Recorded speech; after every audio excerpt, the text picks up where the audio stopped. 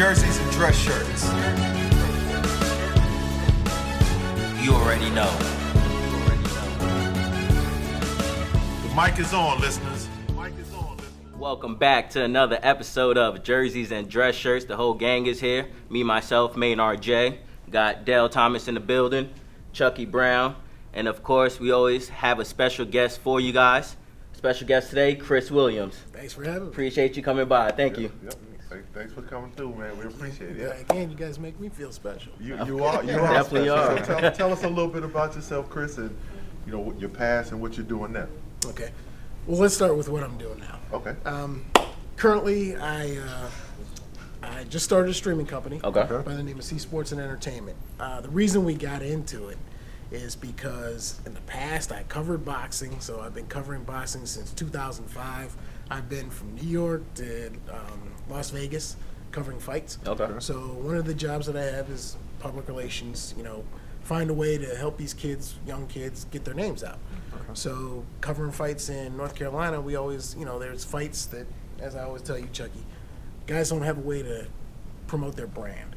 So what we're doing is trying to provide an affordable way for promoters and event planners to have a way to actually get their events out live stream, or we could tape it and do a rebroadcast. Okay. So C Sports and Entertainment, that's our thing.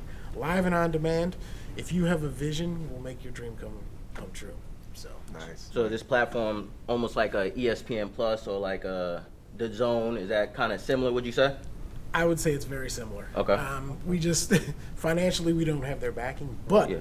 we're going to slowly build our way up there. And as we grow, we're going to grow some younger athletes, entertainers. So that's what our goal is.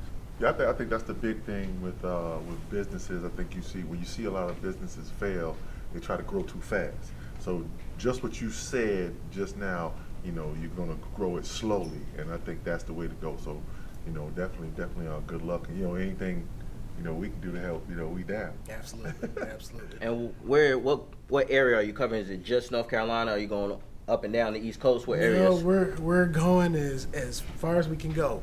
In July, from July 3rd through the 7th, we're actually doing the Youth Junior Liberty Bowl Combine and All-Star game for football. So it's kids from 8 to 15. So they'll have a week where basically the kids come in, their coaches nominate them, or somebody in their area nominate them from all over the U.S. So these kids, we look at their film, and then they take a look and they see whether these kids are worthy, and then we'll send them an invite. So we'll have 300 kids there for that week. So it's pretty exciting. And, for some kids, it's going to be the beginning of their dream. Mm-hmm. For some kids, it's going to be the end. Right. Yes. So, and the main reason that we're doing it is because we have so many parents that come to us saying, hey, how can we get our kid to the next level? Mm-hmm. How can we get, so. And honestly, now we're watching the kids at a younger age as well. It's funny because, I don't know, back in the day, I couldn't name a high school player, not many. Right. But nowadays, it seems like the high school players is as big as some of the college athletes now. Yes. So I think that's definitely a good market that you kind of tapping into, because once again, we want to look to see where that next talent is, because we could see it as early as 7, 8, 9 years old. Yeah. So why not go ahead and once again put them out there so a college could see them, a professional team could see them. Right. So I think that's definitely a good plan. Yeah, so we're excited about that. And so this will be the beginning of one of many things we'll do. Got a lot of guys involved with it. Former NFL players that played at NC State with me. Okay. Also referee, current NFL referee Barry Anderson's going to be there. Okay. So we're going to have a symposium for the parents and try to, give them a bit of a shot of reality, what it takes to make it and some of the things they should look for. Yeah, So, I think that's great to have a symposium with the parents, because some parents have unrealistic expectations. Absolutely. And you have to find a way not to lower the boom on them, but you gotta hit them where they feel it, and they'd be like, oh, Bring them back okay, to it's reality. like that. You know what I'm saying? So, Right. and having a symposium does something like that. Right. So that's a great You're going to have a idea. parent or two that's going to be complaining, how come my child's not getting this camera time? I need the camera to be on my child when he's down the field or whatever. Right. So I'm pretty sure you're going to have some parents that's going to be complaining about that soon enough. It's going to be coming. So now, when how hard is it pitching your idea to sponsors and try to get sponsors? Has that been very difficult? How's that been? So it's been a big challenge. So we're currently trying to create content, so we have something to pitch To them. bring, right, Yes. right. So we're figuring, content is king. That's right. So the more content we have, the better off we are with the sponsors. Now, the challenge that we have is that we're not just one main market. We are not just boxing, or we're not just football. okay. We're not. Right. So that's been a challenge, trying to bring together sponsorship that will support us throughout. They're like, okay, we'll do boxing. We'll do, if you're going to do a play, we'll help you with that. So that's been our challenge. So now, do you feel like it would be better to concentrate on one specific area first, then maybe branch out? I mean, what's your thinking on that? So initially, yes, Okay. that was the thought. That was let's just take over this market. But then we started competing with like a DAZN for boxing Gotcha. or ESPN Plus for boxing. It would always come back to us. Now Fox Sports has their thing. Showtime is actually Right. doing a stream. So it's like, okay, we need to pick up as many as we can so that Okay. our portfolio is big enough so Right. that when we get to the upper echelon, they'll say Right. like, you know what, we can go with them. They could do this regionally or whatever. Right. And so your background in all of it, was it more on the technical side? I know you said a little bit of PR stuff. So how is it, it's your baby, how is it that you're working it from different angles, your team, like how's So I'm a co-owner, one of two co-owners. Okay. So initially I was just public relations. Okay. So I would write stories, I cover, cover fights, cover whatever events, and just write them up and do the pre and post information and stories just to get the story out. So then the guy that I'm working with, Tony McNeil, who's my other partner, he is all about video and technology. Okay. So his computer science was his degree. Okay. So he is the guy, he's the brains behind all the tech stuff. So, we want to crunch numbers, how are we going to get this out? And he's the guy. But I did a couple shows here, and I always needed a videographer with me. So I found him. He does great work. He's reliable. Yeah, So we neat. started working together, and he literally, at first it wasn't my vision. My vision, I was just like, I'm gonna retire. I'll Right. just, I'll just do this and ride it out. And he was like, my man, you don't realize how many people you touch, and how many people want to see what you're doing, and Right. how we could, make this a bigger thing. And I'm like, well, what can we do?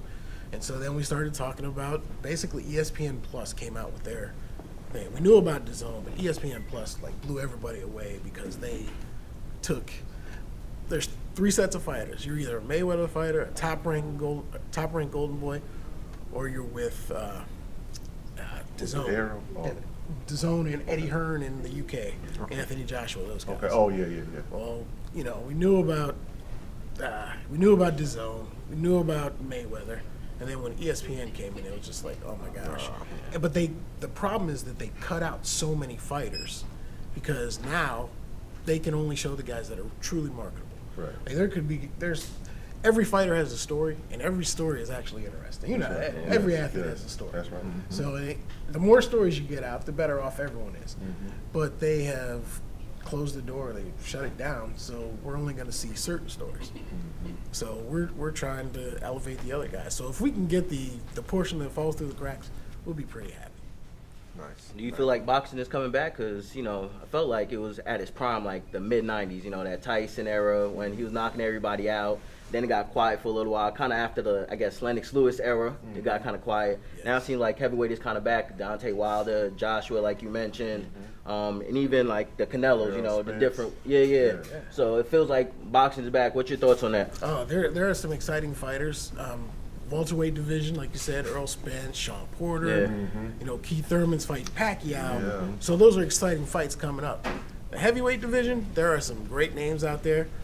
Could be some good fights, but I don't know how they're going to make them. Like the Anthony Joshua Wilder fight. Right. Last night, Wilder fought. First round. Yes. The guy he fought, Dominic Brazil, got knocked out in the 6th round by Anthony Joshua like 2 years ago. Oh, wow. So that fight should have never been made. Right. Yeah. Because Wilder is at this level, Joshua's here, and then Tyson Fury. So why is it the big guys not fighting each other? Because what I previously spoke about, the division of the promoters. Like Tyson Fury just signed an ESPN contract. He's not going to fight Joshua, who fights on, DAZN. Wilder fights on PBC with the Mayweather. But and you all would that. think because the big money's behind them, you Right. think they would just run to it. There's a lot of money behind it. There's a lot of money Yeah. behind it, and then we'll make a lot of money. But the problem is you have two separate entities fighting for that pot, and one wants the lion's share. Can't be 50-50. They can't. Sadly. They cannot. And it hurts the audience, honestly, because we all dying to see it, and it's probably not going to happen until 5 years later when they're out of their prime. When no one cares. Yeah, exactly. Just like the Mayweather Pacquiao fight. That was probably the biggest weekend in boxing. I wasn't old enough to be around when Frazier fought Ali the first time, which was probably the biggest fight in the history of boxing. But the Mayweather Pacquiao week, it was enormous. It was Yep. amazing. It was a I big was deal. in Vegas that weekend. Yeah. You went to the fight? How? We were in Vegas. The tickets to the fight were a little on the higher Crazy. side. But they sold out in like seconds. Yeah, that is true. I remember that. Behind the scenes, Mac and I, we were on the phone trying to get tickets. Man, they were sold out. So we had tickets to watch it in one of the venues that MGM owned. But that was a powerful weekend just being in that atmosphere. The private jets on the runway, seeing them all lined up and we saw so many celebrities. It was crazy. We ran into AP at a pool party. We were just, it was. And I feel like the same thing could happen with the Joshua and Wilder fight, Yeah, honestly. no, I think that it would be would- on a bigger that'd scale be because on you're the talking top. about the two countries coming together Right. for a big fight, so. Right. So what about Errol Spence and the kid from Nebraska? What's his name? Terrence Crawford. So what about that fight right there? What do you think about that fight? That would be the second biggest fight to Joshua and Wilder. Okay. Because those two, they're the two. I mean, you have Canelo, who's probably, and then you have Lomachenko, Canelo, and then you have Joshua and those guys, and they're so close. I mean, they're all so close. But as far as in the same division, Spence and Crawford, that's a powerful fight. Now the question is, where would you hold it? Right. Because Crawford can sell out Nebraska. I mean, he gets Right. 20,000 strong in the CenturyLink Arena down there. Right. Spence could sell out. Dallas, right? yeah. He sells stadium. Yeah, exactly. So, I mean, and again, one's PBC and one's with Top Rank. So that fight probably So- won't happen because they've been doing a lot of talking. They've been doing a lot of talking. It's gonna take an act of God to make that fight. I want to see that fight, man. I do. I I want wanna to see see that that one. too, I but want it to see will, that one. So now tell us some of the what are some of the things that you've seen with what you've been doing that what is the most unbelievable thing that you've seen you're wow, that's going on, behind the scenes. Behind the scenes, Yeah. That you can talk about. I can tell. Okay, that makes more sense. I'll tell you this, and I'm still amazed at anytime there was a Mayweather fight in Vegas. So a Mayweather weekend, most people think, you just go out to the fight and it's over. It's an event, and it doesn't start on, they have the grand arrivals on Tuesday where they show the fighters coming to the MGM. But once that happens, I mean, it is on. I mean, there's parties everywhere, there's celebrities everywhere, and because I was with media, I get invited to everything. So, Marsha Ambrosia, used to, I can't remember the name of the group that she used to be with, but, it was one weekend, it was, just hanging out, and they're like, oh, such and such is having a party. So, okay, let's go to the party. And we just thought it would be people milling around, just talking and stuff. Man, next thing you know, the lights come on and all this stuff starts happening. And next thing you know, she pops out and sings for an hour. I'm like, what in the world? So I'm like, after that, I'm hooked, man. I'm doing whatever I have to get to a Mayweather fight. So then we go to another fight. And at the weigh-in, everybody's just hanging around. They have us there so early. We're like, oh, you need to cover this, cover that. And it's like, okay, we'll get some interviews, but nothing's really going on. Right. We're sitting there, it's about 3 hours till the weigh-in. All of a sudden, you hear this music starting.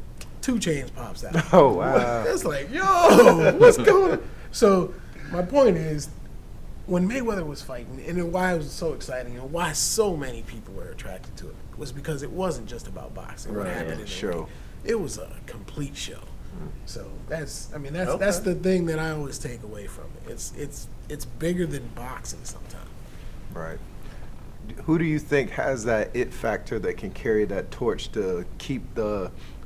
I mean, because that's one of the things. Like I would say, Adrian Broner, if he wasn't losing as much as he has been, like he brings the kind of that drawing. He kind of is a buffoon, but That's why I never knock his antics, honestly, Right. because once again, He's you got to funny. sell the Yeah, fight, yeah, he's honestly. funny. As He you is draw the funny. crowds. Right. Like you said, he's a loser.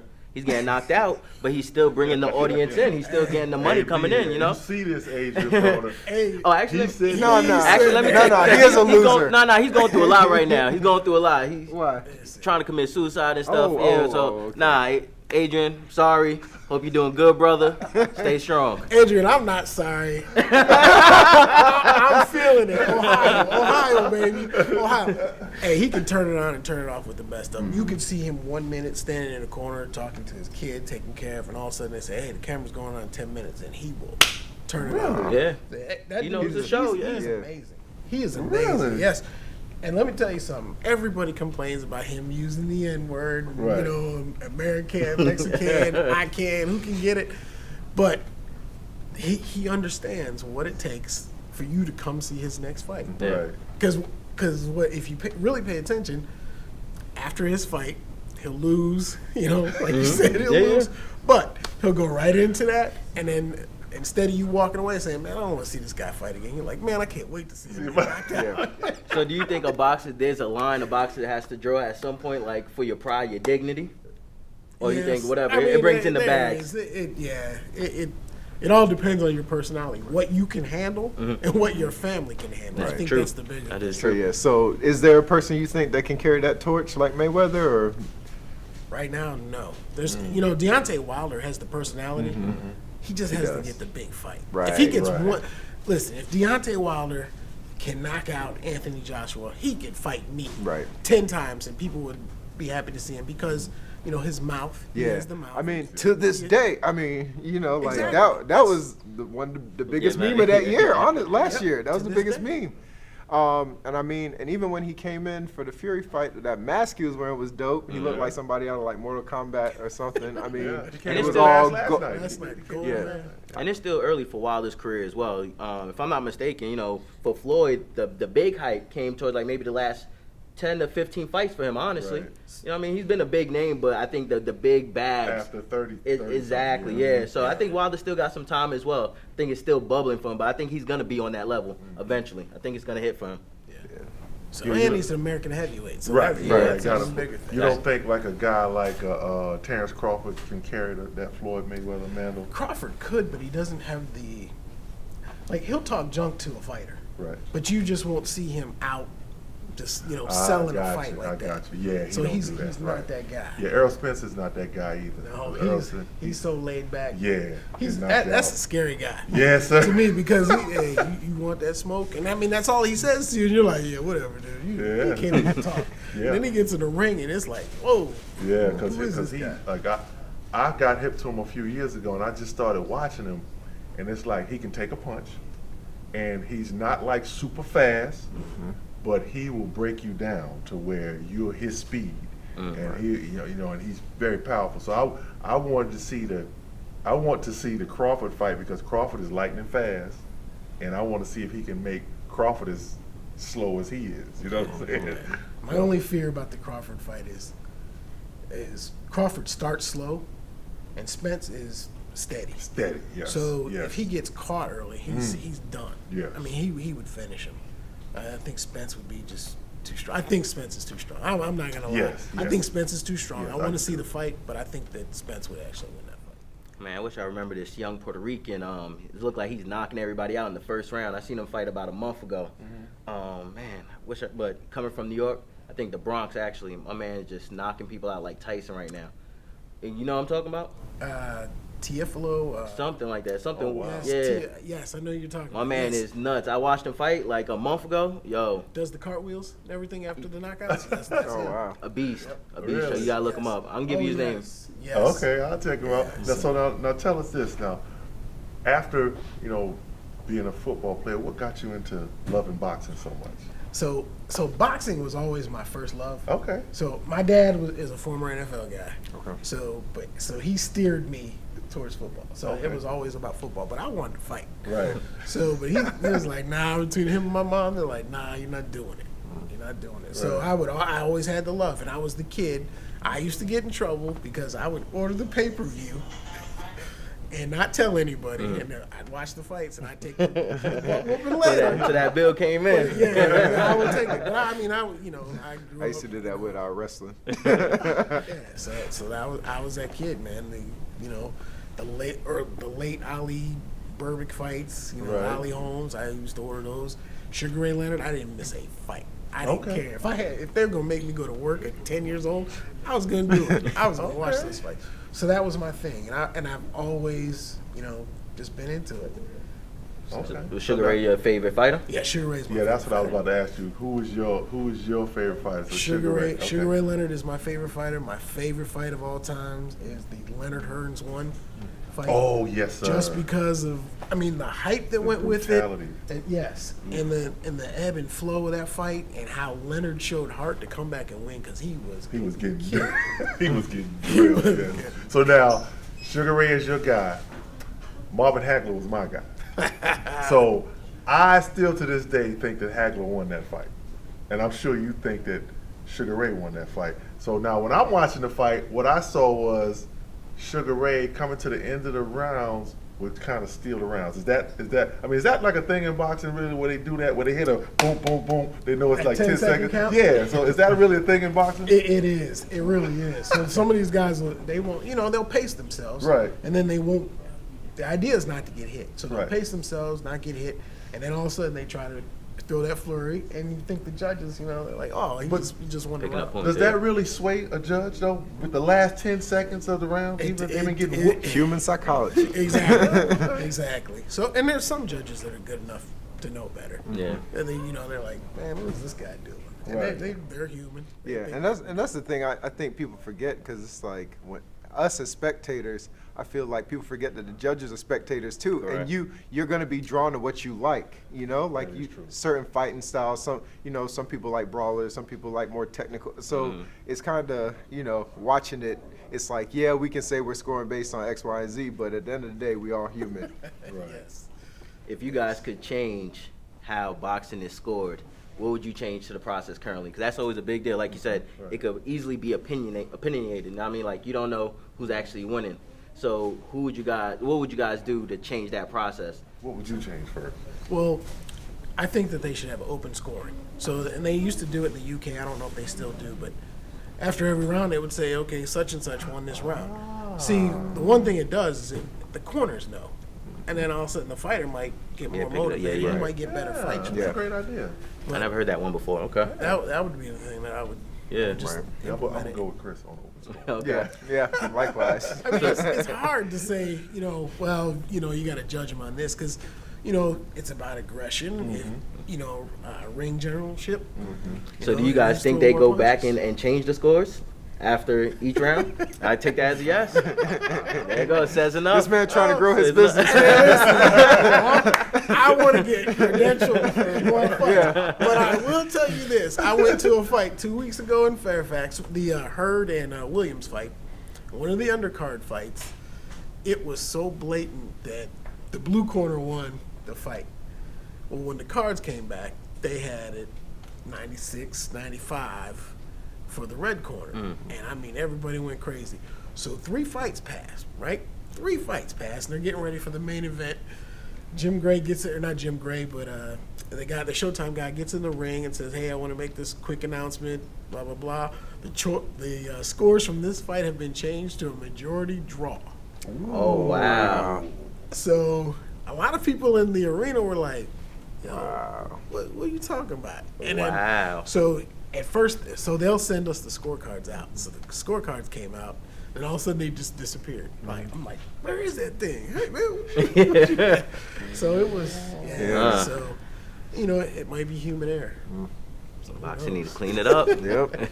That's the other thing. There's no governing body. So Oh, okay. what they do in North Carolina is different from what they do in New Jersey and what they do in other places. So unfortunately for North Carolina, this is a hotbed for guys to come down here, build their records. So, okay. so and you know what? Once the promoters get on the same page and try to work together, North Carolina boxing could take off. Really? Because they have good enough. They have fighters that are good enough. Their fighters end up traveling everywhere to fight. So if they weren't good enough, they wouldn't get Right, they wouldn't get invited to called, right. places. Yeah. So, but they have to build with the product they have here, and if they do that, they can take it on a national level. But until these promoters come together, or the fighters say, "Hey, look, we're not going to fight on your cards," it's just going to be stagnant. So there hasn't been, it's been a couple months since that last fight. There Right. hasn't been anything happening here. There's one in Charlotte on the 25th, but other than that, it's just been slow this year. Right. So, And it seems like out of most sports athletes, boxers have it the hardest, honestly, in regards to taking the most damage physically. You have to promote yourself in regards to like NFL, NBA. They have that platform already where it could uplift your name. You know what I mean? And even with the scorecards, once again, it's not a clear-cut winner. Right. You know what I mean? So it seems like these boxers have it pretty rough, being these athletes. Honestly, seems like they need to switch it up. Yeah. yeah, I think they have it they get the worst deal. Yeah. I mean, Because especially as far as pay. So Yeah. they don't get paid like NBA guys, even Yeah. former NBA guys. But, people have to think about this. These fighters get paid when they fight. If they're on the lower circuits, like the other guys, PBC guys, they get a salary, and then the big money. But these lower level fighters, they might fight for $600, $700, $800 a fight. And if you're only going to limit them to one fight a year, That's a medical your bill. family. Exactly. Exactly. That's your That's your medical Seriously. medical expenses to come in and actually fight and pay your trainer and your you're just so it's not fair. They get a bum deal. But again, until they have one governing body, what's going to happen? Yeah. Right. So So tell us, let's backtrack a little bit. So we know you know Chucky for a little while. Tell us a little bit about the history back in the NC State days. So I came into NC State at 87 on a football scholarship. So we all lived in a place called the CI, the College Inn. So we all ate at the same place. All the athletes ate at one place called Case. So I'll give you the clean version of this. How about this? So I wasn't shy, but I always took my time going places. So I was always, by myself. So I'd come into Case late, and there'd always be one guy talking louder than everybody else, especially messing with the freshmen. So this guy decides one day he's going to mess with me. So I'm walking in. He's like, "Oh, sit over here, sit over here." So I'm like, "All right, I'll sit over here." "Yo, freshman, what you do when you're alone at night? What are you doing?" I'm like eating, like, what is this dude talking about? He's like, "Yo, man, I know you got a girl back home. I know you miss her. I know you're a long way from home." I'm like, dude, he can't be having this. And I'm like looking around. I'm like, everybody else is looking at me like, "What you gonna do?" And he just went on and on. So after that, we became friends. So that and his record collection, I used to use him so I can come over and look at his record collection. This guy had more vinyl. He had more I still vinyl got than. it. Do you really? I still got it, yeah. Still got it. I'm Still got my coming to your vinyl. house. Yeah, I heard it's worth something now. I heard the vinyl. Vinyl's coming back. Yeah, I still got my vinyl. I still got it. Man, he Yeah, had. Chris, you man, be- so You be on the tables, Chuck? No. I just used to, I would make tapes, but I wasn't like, like Grandmaster Flash or nothing. But Yeah. I get to put the record on, let it play, stop it, take the other one off, put it on, let it play, He's stop out there it. selling mixtapes, huh? Like that. Okay. So, yeah, Chris used to come by, get the records. Yeah. Oh yeah. Yeah, he had a heck of a collection. I still got my vinyl too. Nice. And I heard it was coming back. I did hear that. He was a big time athlete, so he had that vinyl collection, but he had this pickup truck. I swear to God, you had to push it up the hill sometimes. The red one, But he yeah. did Oh, yeah. not care. That man, he was like, "Hey, Chucky Brown." I used to love that pickup truck, yes. that red pickup truck. Yes. I got some stories about that pickup truck too. Man, you had some car troubles, man. Oh yeah. Now, when you're young, you have them. Hey, that's real. That's true. When you're young, you have 'em. Makes you appreciate it later. Yes. I'm hearing the red truck, now the Cobalt. I'm hearing some. Cold. Yep. Oh yeah. I've had some classic cars, you could say. All right, Chris. So, like we always do every episode, since we in the athlete's foot, You got to pick out a shoe that kind of means a lot to you. So in this shrine bag here, you're going to pick out the sneaker that means a lot to you and explain why it means so much to you. So, I have never held a pair of Jordans before in my life. I have never purchased a pair of Jordans. I would never purchase a pair of Jordans. Let me tell you why. Let me hear it.